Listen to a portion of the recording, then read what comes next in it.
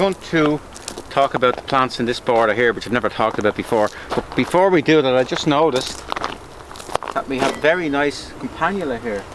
Campanula lactiflora. It's the white form. Look how amazing it is. Absolutely gorgeous. And this here is the sunflower that has leaves like a willow. That's the willow-leaved sunflower. There's a lot of activity in the background. We're getting a bit of construction work done. And with construction work you get noise. And it's like the old saying, no pain, no gain.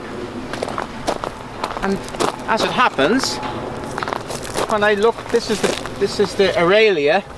When I just happen to glance under the Aralia, look what I find.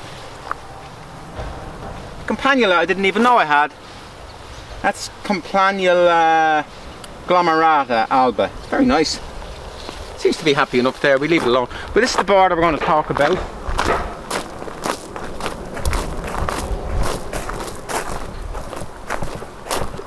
This was always a neglected border. This is our plant sales area behind, and we just put bamboo. We just screened it with bamboo, and then the downpipes kept getting clogged. So I removed the downpipes. The water just goes straight into the ground, and bamboo's not minded. Seems to work well with them. In fact, it works very well with them. Look at how strong how high some of those shoots are. Now what we do is go. Any wayward shoot we remove completely.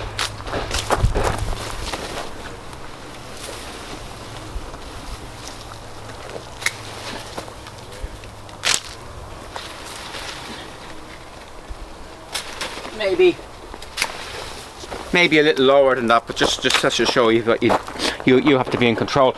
And people say, oh, it's a lot of work, but it's not really. If you had a laurel hedge, but you couldn't have a laurel hedge there because the water it wouldn't survive with that very wet, in those very wet conditions. It would just go yellow and fade away, and particularly the spots where the downpipes used to be.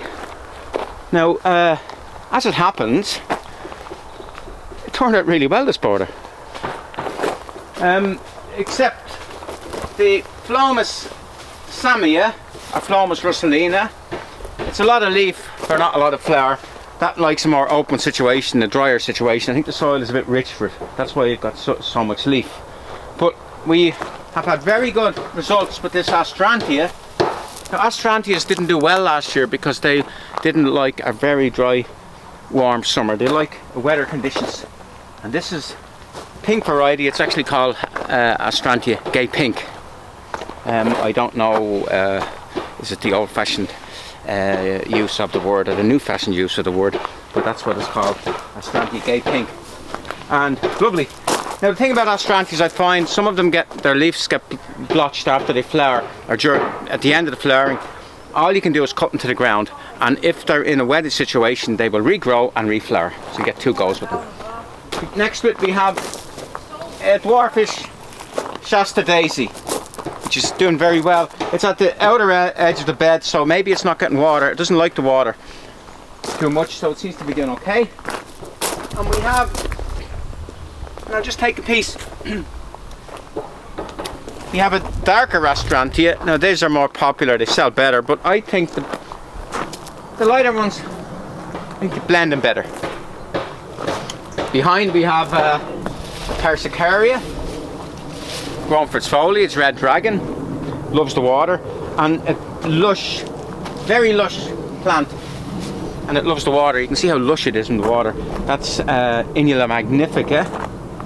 And then we have a similar lush plant here, just about to come into flower. This Phlomis is here, that likes the dry conditions. But then we have a very lush plant called Buphthalmum, a daisy flower. It's doing it, and that was really gorgeous. We have Veronicastrum, which is very happy, just about to flower. I don't know which one it is. And of course Rodgersias, and they love the rich conditions as well. And at the start of the bed we have this Hydrangea.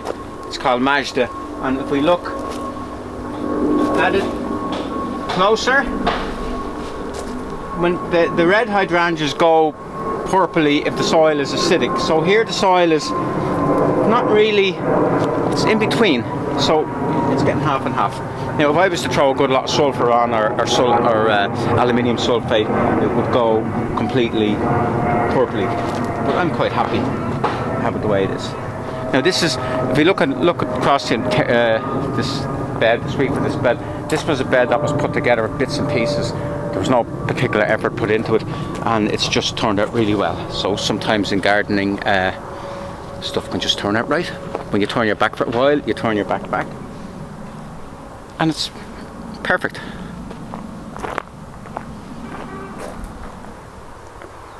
Oh, even we can look in here, there's more. Look at that. That was put in very dense and with prickly plants, because the kids were running through, making run-throughs, and we put in a few Berberis. It's a great way of stopping kids. The Berberis plant here and there. It doesn't, you don't actually want them to get impaled and stuff like that, you know, but the funny thing about it is, people say, sometimes people say, oh, I've got kids, I don't want any prickly plants in the garden because I have kids. I always say it's no harm having a prickly plant in the garden, because the children will learn that to be careful when they're going into vegetation, because you might get hurt, and it's a good lesson for life. That's it.